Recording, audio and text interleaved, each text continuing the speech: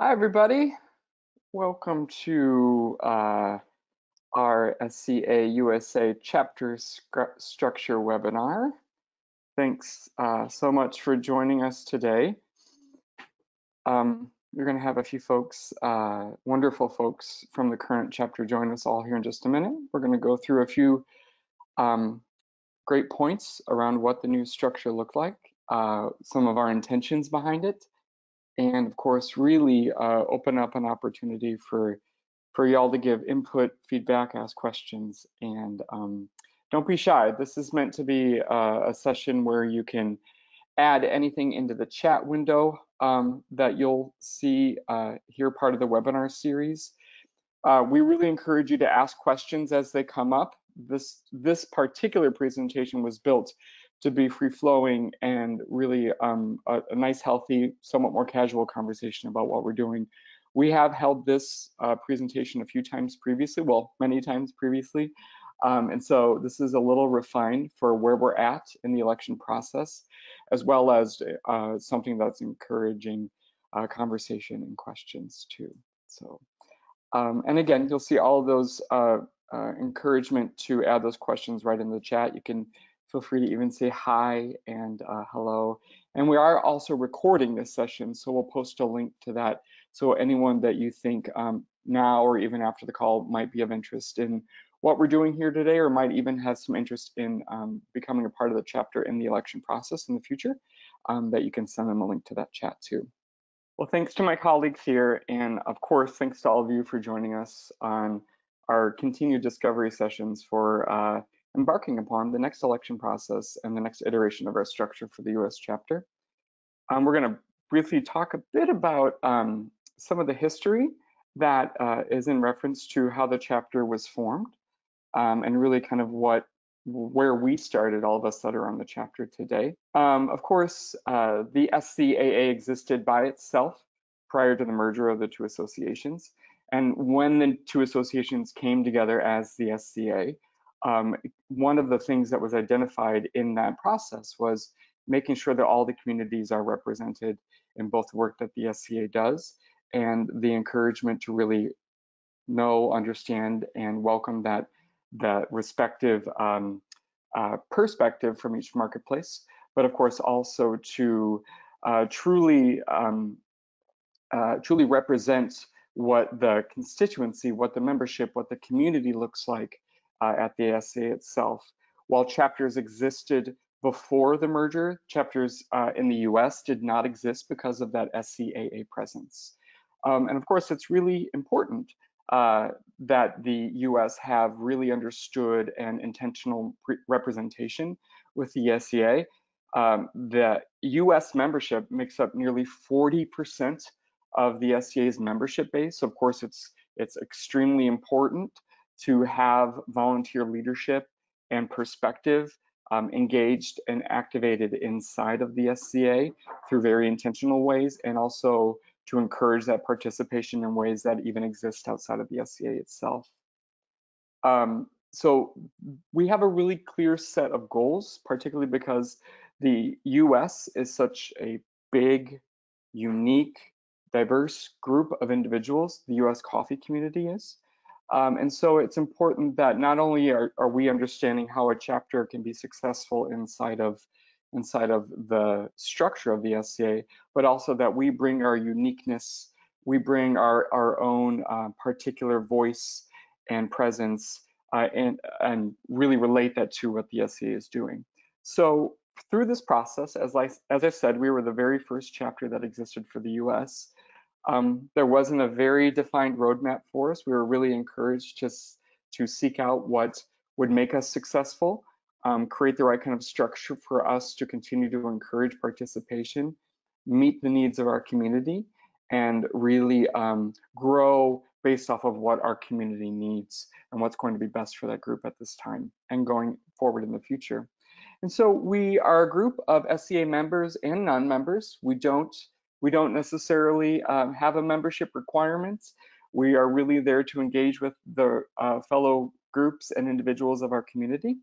And through parts of this too, we've wanted to make sure that we were clear on what our mission and purpose is.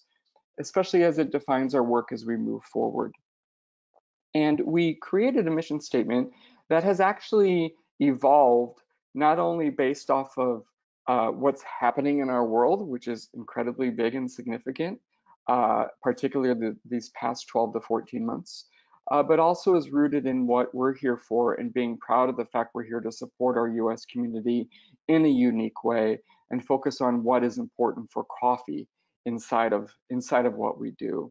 Our mission statement, our chapter advocates for and helps the US coffee community to create awareness of, communicate about, and support local and regional events and education that provide value to both members and non-members.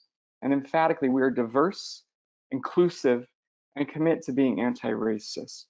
We remove barriers to participation, advocate for innovative content, and improve approachability, accessibility, and connection to resources. And that's not only based off of what the SCA currently produces or programs that they're currently involved with, it's also based or rooted and will be rooted deeply in what we as a chapter want to organize and produce for our community, as well as the feedback that we get from the members of our community. What is important to them? How do we deliver upon those needs? And how do we root each of that into this mission statement, which aligns to who we are and what we do as an organization?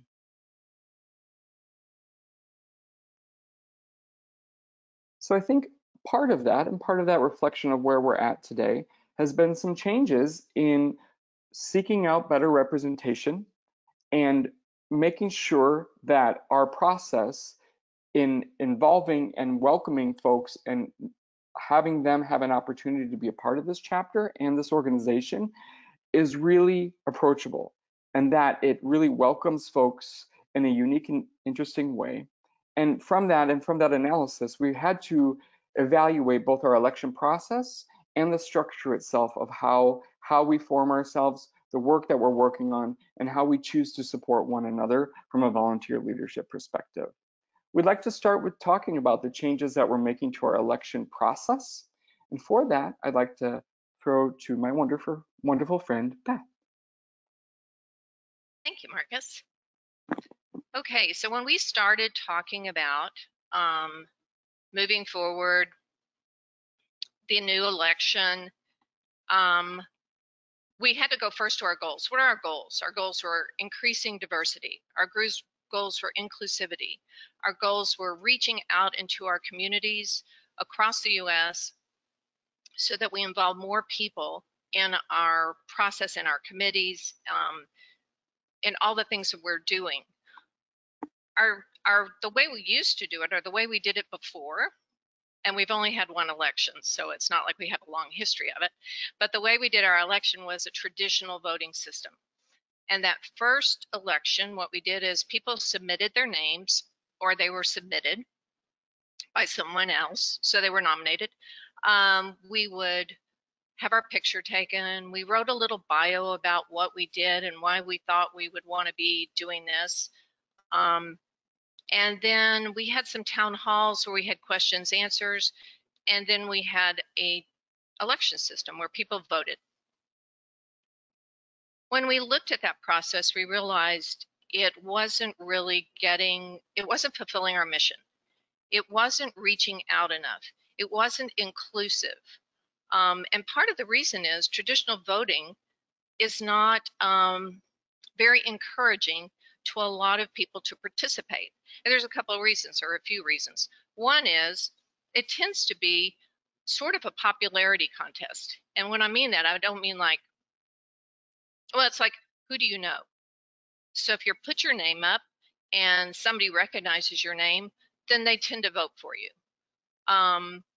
Or it's the same group of people. But if you come from a community where people don't know your community, or you don't feel like you have been involved in it, you feel like people can feel like they don't have a chance because who knows me?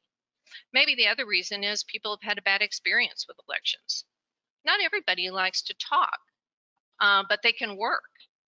There are people that are very talented, that have a lot of enthusiasm and ready to go, but they don't feel like putting their name up. So there were a lot of, And the other thing about traditional voting systems that I'll mention right now is that it tends to pull from the same group. It just keeps the same group going. So we thought, okay, so how do we do this differently?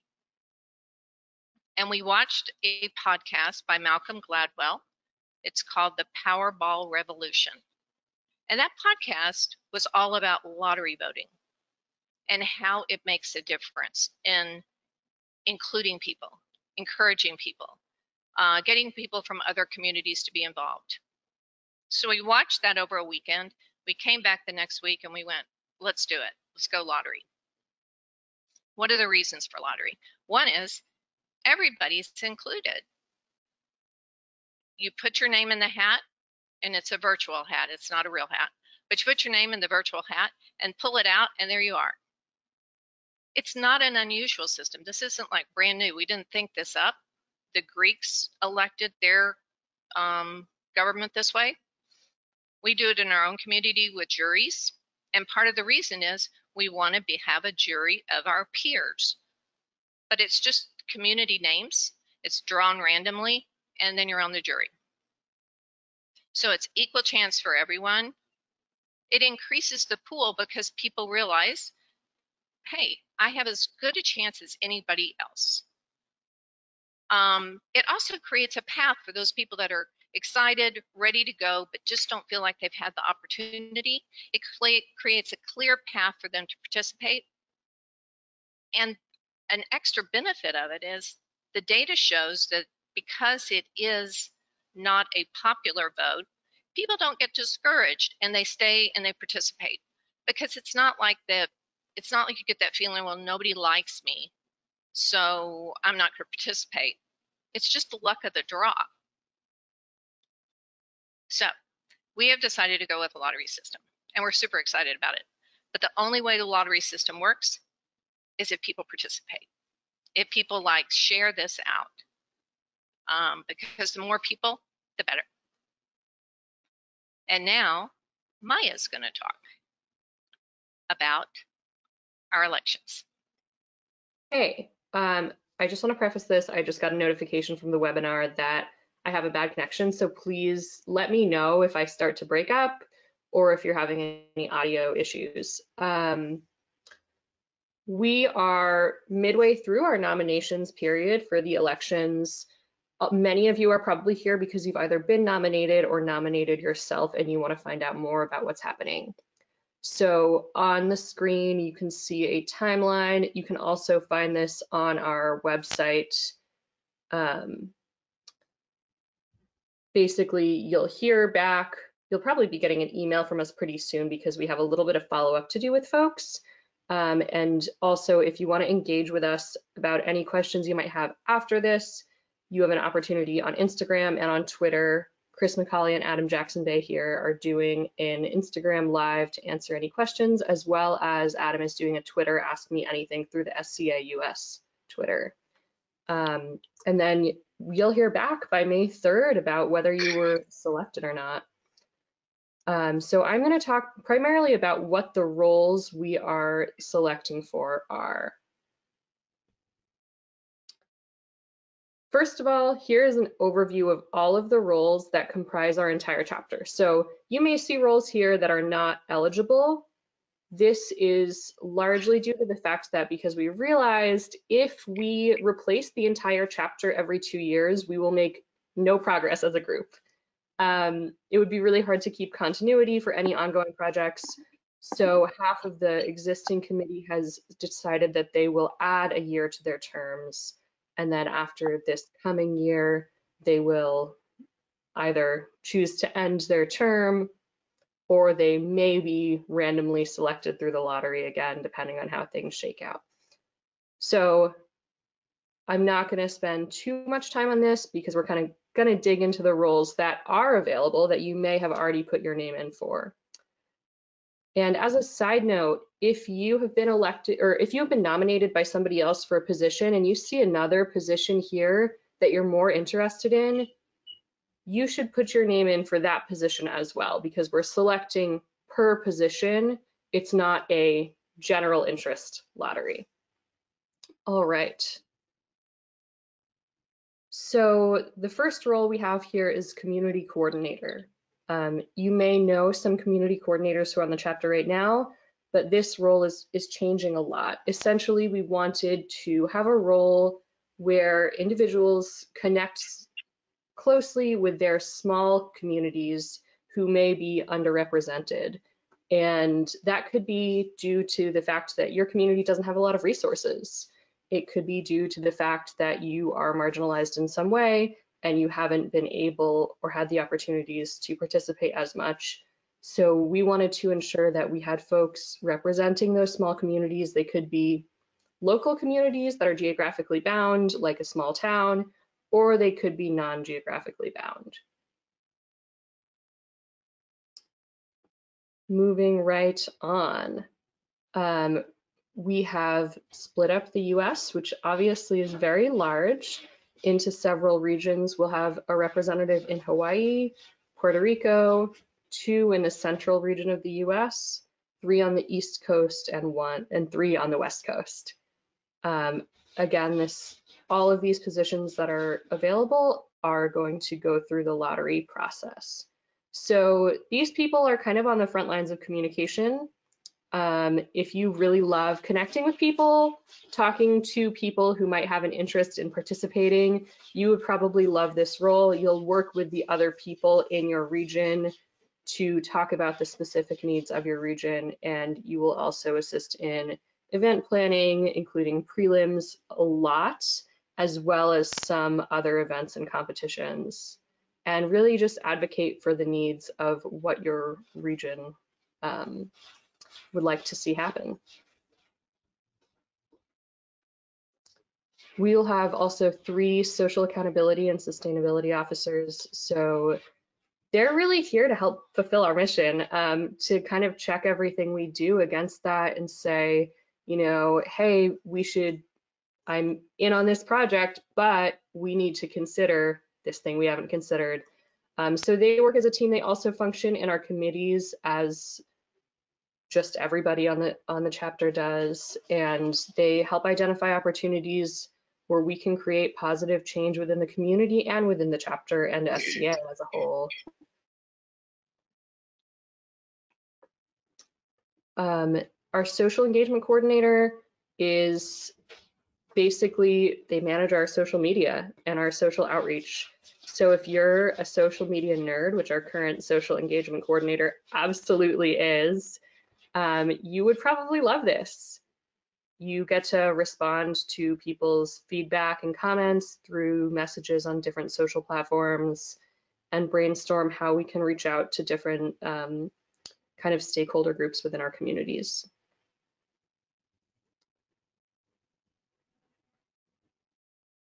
And here we have the environmental sustainability coordinator. I want to emphasize here, this is an events focused role.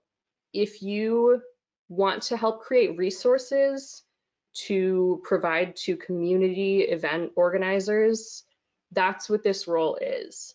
It's helping community organizers, connecting with them and making sure that they have sustainability in mind and providing them resources to help them make their events more sustainable, as well as chapter events.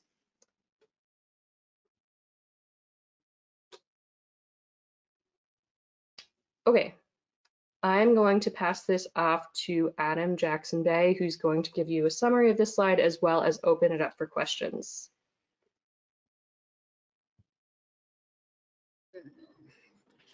Yeah, so kind of like I said, these are the open positions. There's 1 community coordinator, 2 in the west, 2 in the east, and 2 in the central regional coordinators. 1 Puerto Rican regional coordinator, and then 2 social accountability coordinators, 1 social engagement coordinator, and 1 environmental sustainability coordinator. And nominations close April 2nd, so in a little over a week or so.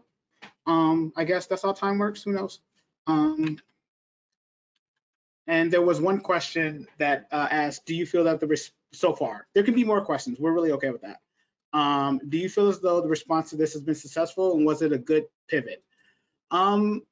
we've had a pretty good response rate so far. It kind of slowed down. It picks up when we post about it, and it slows down in between that. But we would like to have around 200 people in the lottery, because like Beth said before, I believe the more people in the lottery, the better the lottery works. So if you feel as though you would be good for something like this, or you have a friend or former coworker, colleague, current coworker, colleague that you think would be good in helping the US chapter grow, you can nominate them. And just because you nominate them doesn't mean that they're automatically going to be in the pool without permission. So we're going to double check with them first and make sure that this is something that they want to do.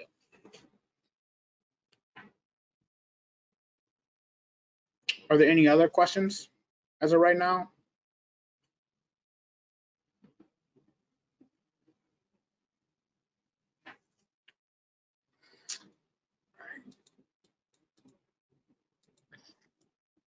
Yeah, I think one thing that is important to know, especially if you're considering this for yourself or looking at what bandwidth you have as in your life. Clearly, this is a volunteer opportunity, so understanding what the commitment would be is important.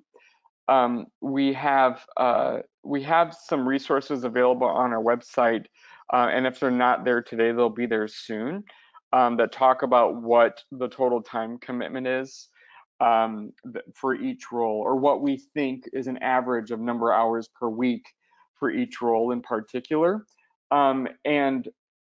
I think an interesting part of this new structure too, and folks feel free to chime in here as well, but what we're really looking at is making sure that we're building a sustainable structure, realizing that we're all volunteers, realizing that we want to come to this, commit our time and energy, and in some cases personal money, to help support things in a way that we feel like we're really connected to what we're doing. And I think that's an important, how we're designing this and how we plan to engage is really, let's not overburden certain people. Let's make sure that there's a lot of clarity in what the role is, what success might look like in that role, what your goals are, and what type of person we think might be a great fit for that. Let those individuals self-identify. And then really understand what those time commitments are, and then collaborate really healthy as a group. Talk about if you need to tag out, talk about if you'd like to focus on this versus that, and be forthright with what you can contribute to, so that there's a sense of this is what it might look like. We're going to come together and really communicate and discuss and dialogue around making sure that the things that we engage upon can be successful based off of the resources that we have available. And then future, as we work through those projects, there's open communication and dialogue to really truly wanting to support one another.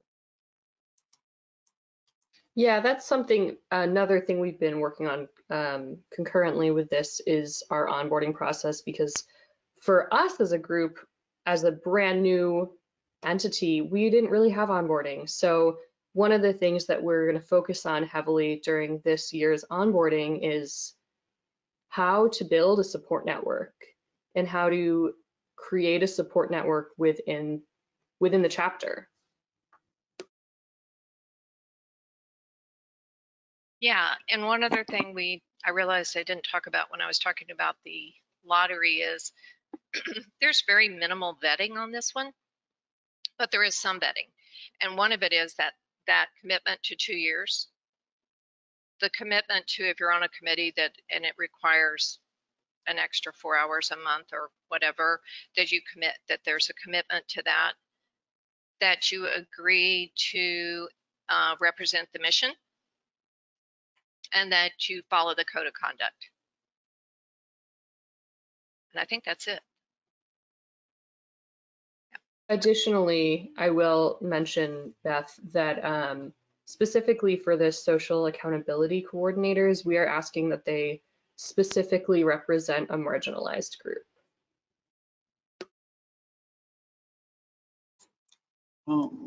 There's another question. Is there a way to contextualize the individual's relationship to a particular community and how they can support a particular community through this process? Yes. So like, for example, I'm going to use myself, currently a community coordinator. I define my communities. They're self-defined communities that you're a part of. And I define my community like as like Black races and other races of color and hourly coffee workers. And so kind of what you're doing is you're thinking about, and you're thinking about those individuals within the decisions that we're making as the chapter, as a collective, and you're getting feedback from those individuals, and you're talking to those individuals kind of similarly to like the Western and Eastern, Central, Puerto Rican, and Hawaiian representatives will be bringing that perspective to the chapter discussions. You will be bringing the perspective of that community.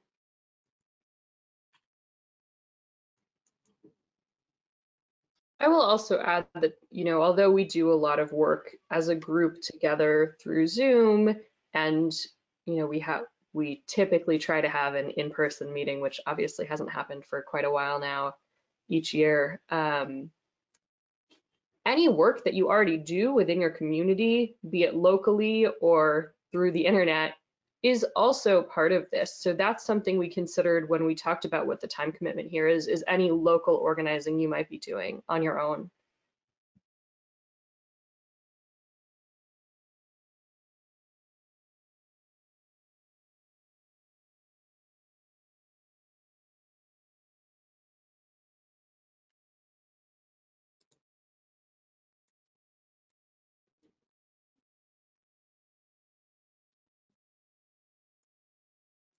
You'll see the link to those descriptions now in the chat window. If you expand each of the roles, as Maya stated, they now have the hours per month on average is what the time commitment looks like.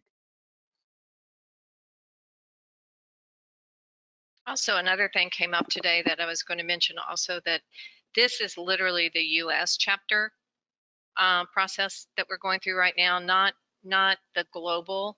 So it's like if you're putting in to be the Western coordinator, then you would be living in the west part of the United States. So it's for US people living in the US. We had a couple people ask from other places. Yeah.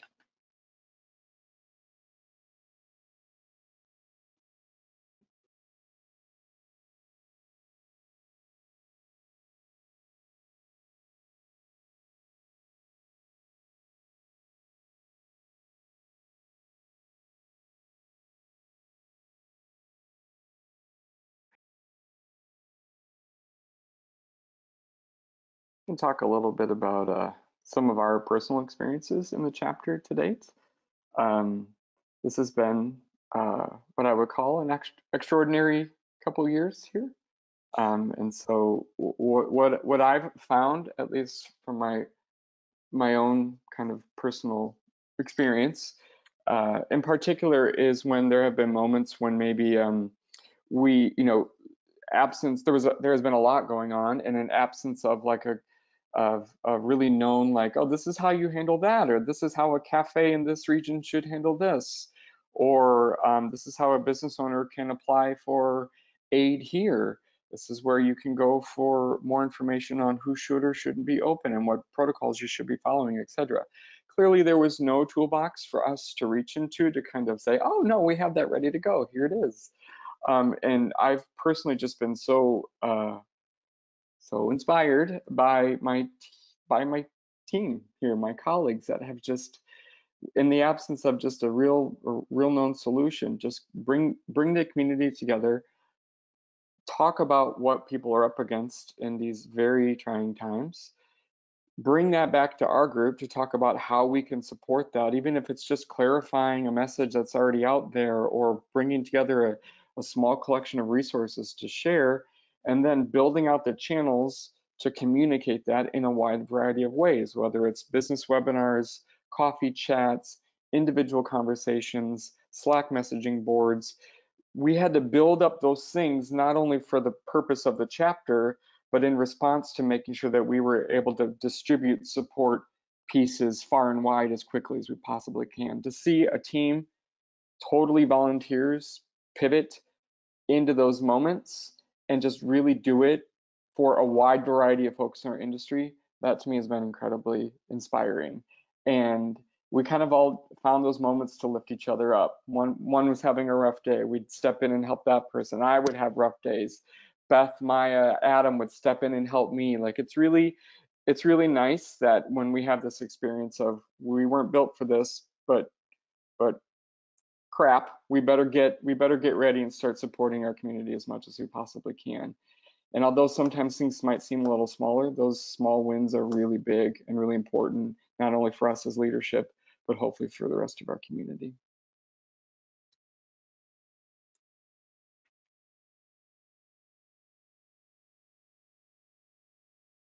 Yeah, I personally am really excited about this new election process because I think it really does remove a huge barrier to participation, which was personally important to me.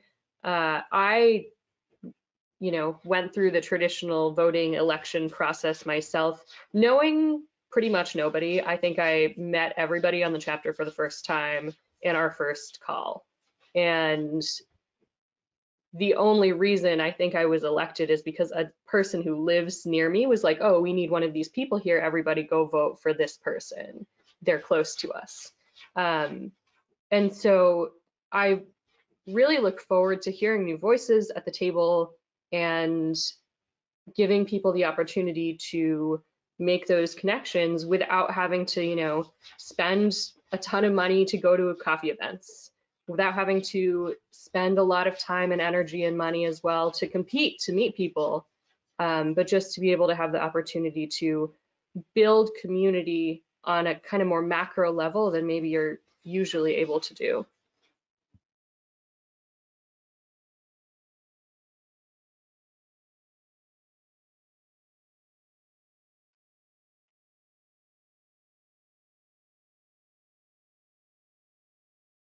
Yeah, I agree. I think that this year, I will just be honest, the word pivot is just, I mean, that's the word of the year. We thought we were going one direction, and we thought we'll be having these competitions, we'll have these events where we're doing education, we're all going to be out there in our communities, giving resources, listening, and then all of a sudden, that wasn't it. And it was learning all these new skills of Slack and Zoom and all these different ways of reaching out and communicating with people because we were all scrambling to hear what was going on.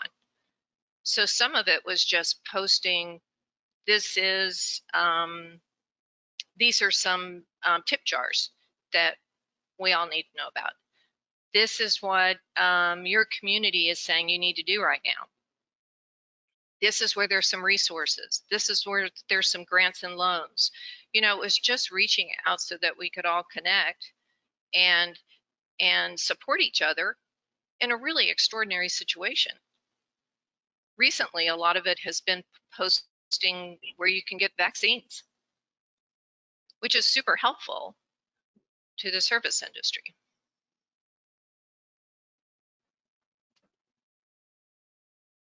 Yeah, I think for me, coming in and helping with like this process that we're working on right now has been like really like rewarding, because like for me, diversity is really important, and getting new voices at the table is really important. And just I think a lot about ways to impact the United States in particular, because like it's such a large country, and it's such a diverse country in a lot of different ways. And just like all of us coming together and and helping to like shape the United States coffee community has, and like finding the best ways to do that, because the more voices we have at the table and the more diverse group of voices we have at the table, the better we're able to do our job. And I just think that that's important to me, because I just like it's the best way to do a job well is to have a lot of different people and have like not necessarily something that's adversarial, but like have folks like have different takes on things, which makes you think more deeply about your position and like how we can like do our jobs better and to help coffee workers around the country do their job better. So, and I will also say that like joining the chapter now in leadership role, because it's still very new, there's a good chance to like kind of develop what we become in the future. And I think that's also like a really important thing, is to like help like guide things so that it's better for a lot of folks that come after you, and helping to build new foundations kind of also really important to me. Yeah, I think we have a question in the chat here too. Are there local association representatives? So just to clarify for everybody watching, we are not the SCA. We are the US chapter of the SCA. So we don't work for the Specialty Coffee Association. We aren't the board of the Specialty Coffee Association. We are here because after the Specialty Coffee Association of America and Europe, as Marcus referenced earlier, merged, there was a huge gap in the US being able to communicate what their needs were. So we're all of us who have spoken today, volunteers who work together with everybody else on the chapter in order to advocate for the needs of the US, first of all, and to support our coffee community within the US. And so, yes, as Monsi stated in the chat, we have people in each region. And to give you an additional layer of depth here, the East Coast, for example, is huge. And in order to make sure that all three of our representatives there weren't in New England, say, we have sort of election pockets for each of those. So we'll be, even though those three people will work together as a team, as if they're all in the same place, even though they aren't, there will be somebody kind of in the Northeast, in the East Central part, and then in the Southeast as well. Same goes for West and Central.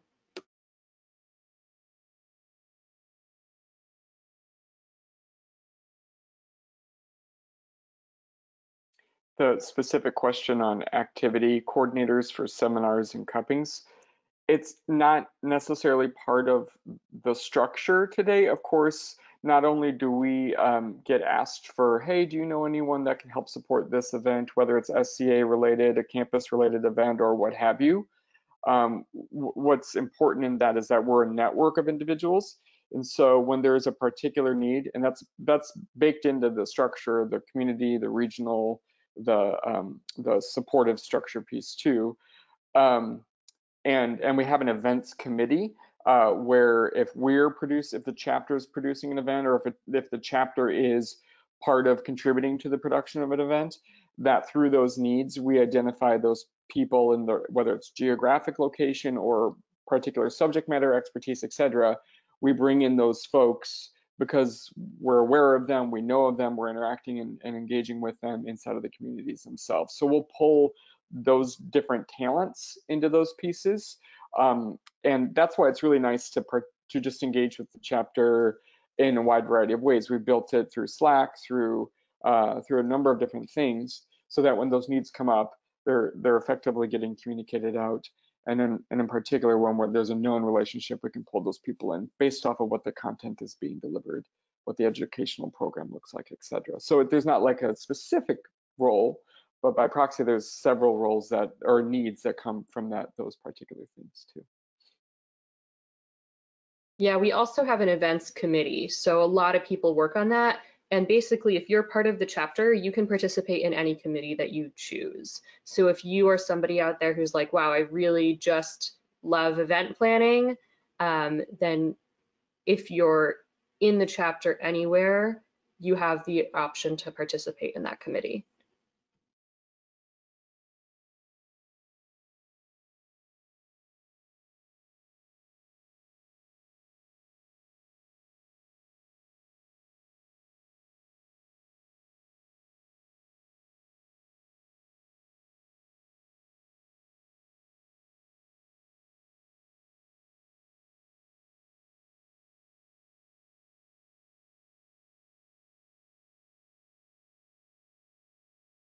There was one other question. Yes, the individual roles, there are 12 of them total. the 12 of them that are available this election cycle.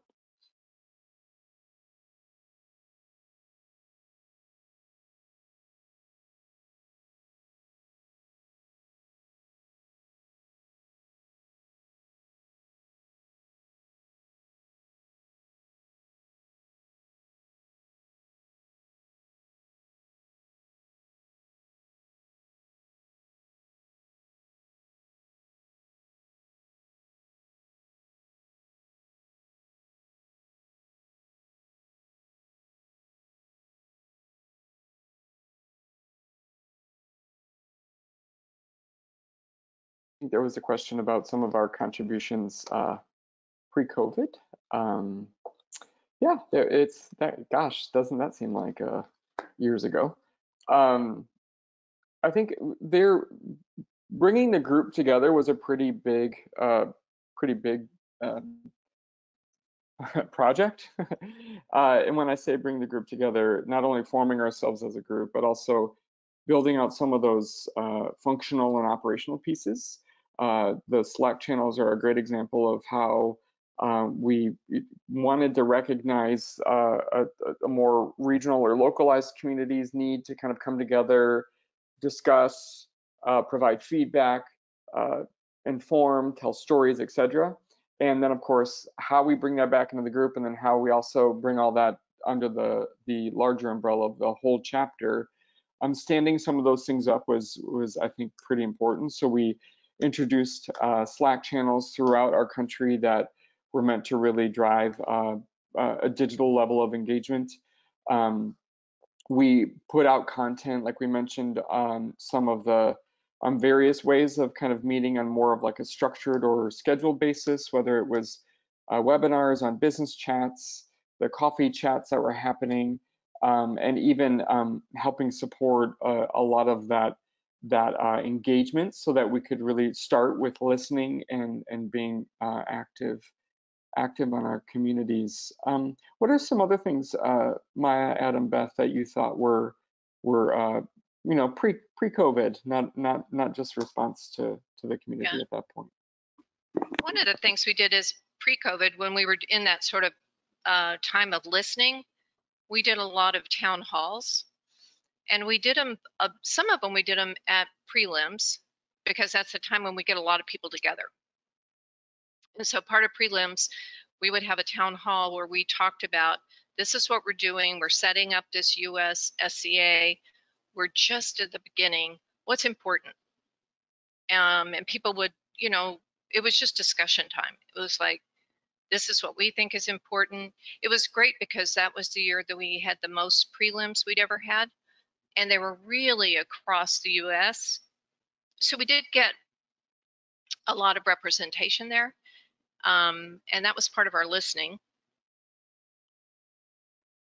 And then COVID actually did happen.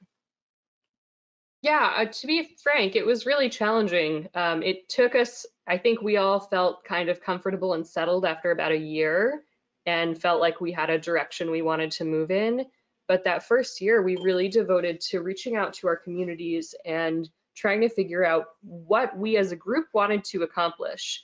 And so then all of a sudden, the entire, you know, global coffee community and US coffee community specifically was just devastated. So we didn't maybe achieve everything we wanted to in that first year, because we were all brand new. There was no precedent for what we, you know, should be doing. We were figuring it out, and the most important thing was to hear what the feedback we were getting was. And then all of a sudden, you know, we were getting very different feedback very fast, so we had to respond to that as well.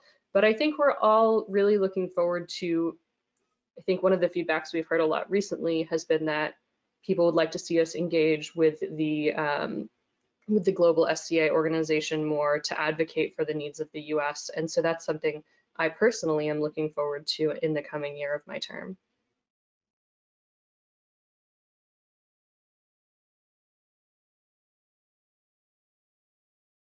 And some people were asking about how to engage without, maybe they don't have the time right now to do the leadership, but how do they stay engaged? How do they reach out?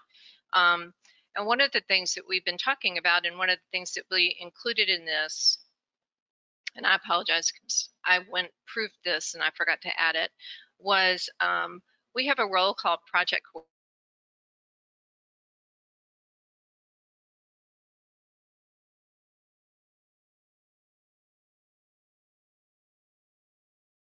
Beth, I think we lost sound.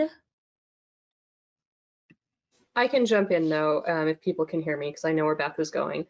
So we've incorporated this sort of temporary role supported by the chapter called project coordinators.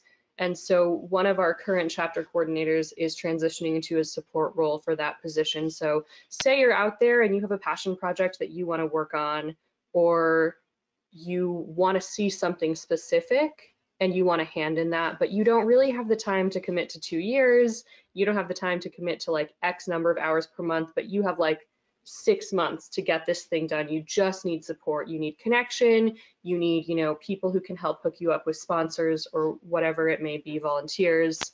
You can submit a project proposal to us. We'll look it over as a chapter, discuss whether it's mission aligned and if it's something we have the capacity to support, and then we will, you know, email you or call you or whatever, and work with you on that. So it's not, you know, I'm officially elected chapter leadership, whatever, but it is still engaging with the chapter and working with the chapter on a much more short-term basis for something very specific, which you define.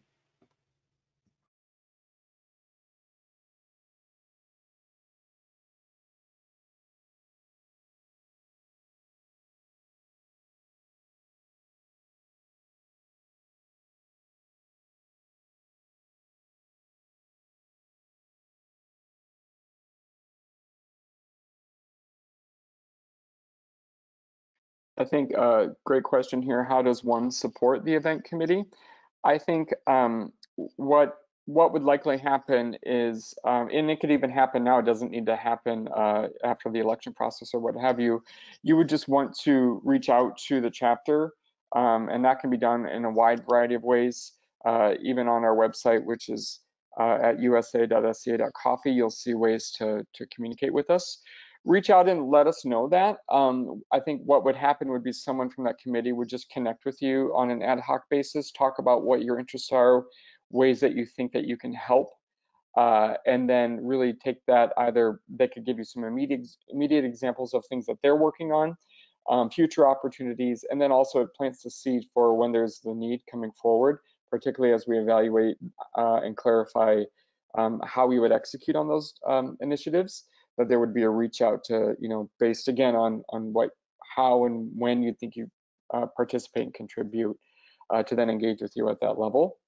And also on our website, there is a general volunteer form if you're looking to participate, you know, not just events committee, anything else really, or just ways to get involved, really letting us know that, you know, hey, raising your hand and wanting to participate with us, we're able to kind of quickly identify where that best involvement might be, connect you with the right resources, or bring you in at the right moments, based off of, again, you identifying what you particularly take a lot of joy in helping support.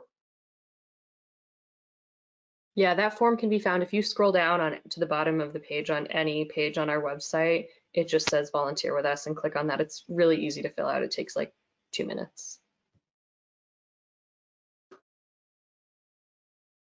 And as what's in the chat window here, don't forget also, particularly for those folks that couldn't join today, or even want to chat about it in a little more of a different environment, Adam and Chris tomorrow on our SCA US Chapter Instagram, talking about elections and probably a lot more fun things. Certainly there's going to be some Ohio pieces in there. We already know that. Yeah. That's tomorrow at 12 noon at SCA_US or _US. Yeah, that's going to be 12 Pacific and 3 Eastern, 2 Central. I think that's 4 Puerto Rico, like 9 a.m. Hawaii. I don't remember Hawaii's off the top of my head, but this is going to be a lot of fun. Me and Chris are really excited about that. We've had a couple conversations this weekend and just to talk about SCA USA and any questions y'all have. So. No, times.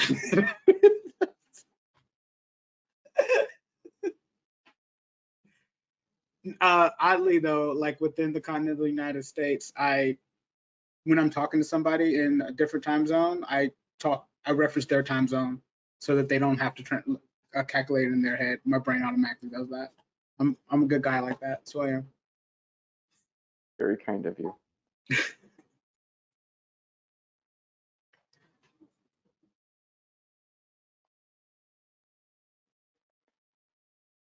Very cool.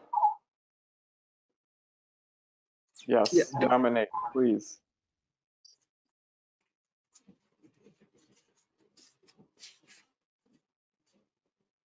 You can see, again, submitting a nomination, we've made it super easy. usa.sca.coffee/elections. Go right there, go right now if you can, or set yourself a reminder, nominate, you can nominate 100 people if you want. Again, we'll always make sure to touch base with those folks. Go ahead, Maya. Just want to be clear, if you nominate yourself more than once, it does not increase your chances of being selected.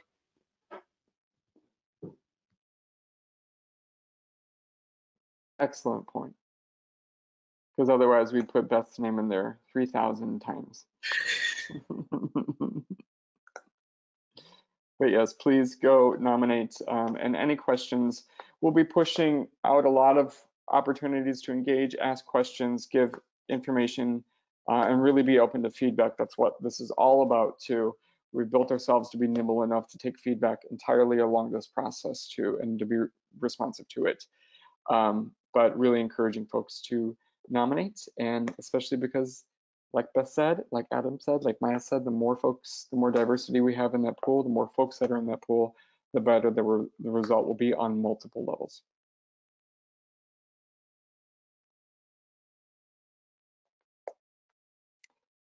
Great.